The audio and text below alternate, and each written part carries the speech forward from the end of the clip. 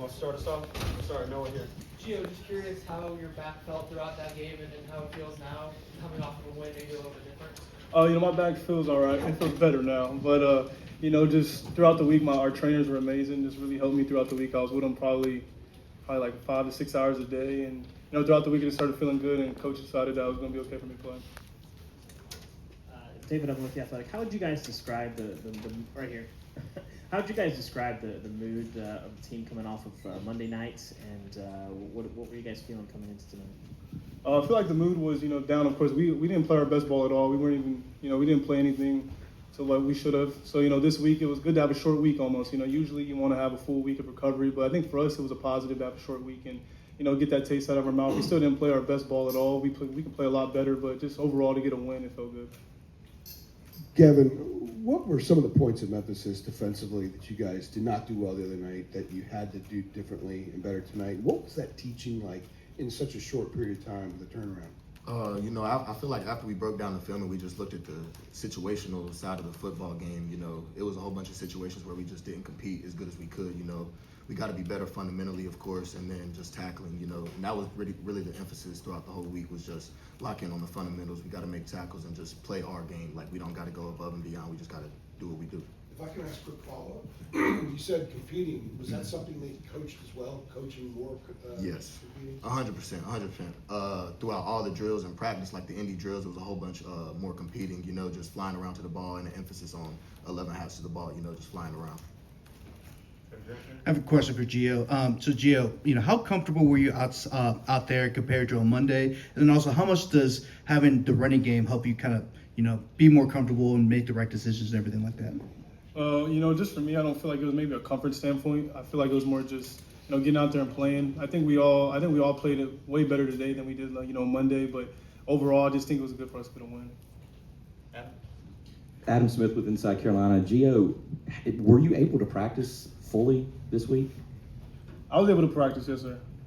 And how did the weather affect you guys early on? Obviously, you couldn't get out there and warm up at the normal time. Like, what was going on? What were you guys trying to do to, I guess, stay locked in?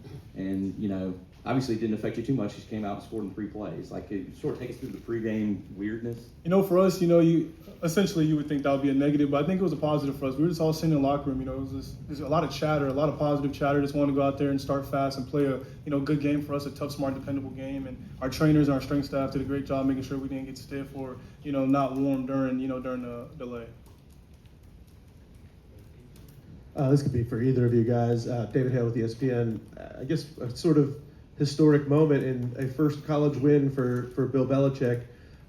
One, what's it like for you guys to be a part of this? And two, did you actually see any real emotion from him after the game, or was he just same guy we always see him? Nah, for Bill, this is just a small step of the way, building on this season that we are doing. This is the first win for him, first win for us as a team, but we know that there's still a lot of growing to do. We still got a whole lot of building to do, so we're not trying to get too high. We don't want to get too low, so we're just trying to keep tunnel vision and keep the path going. Yeah, Gio, the first possession of both these games has been awesome for you guys. Is there something you guys are scripting on that first series, or something that's happening before maybe the other team can make some adjustments? But it seems like the first drive has been great in both games.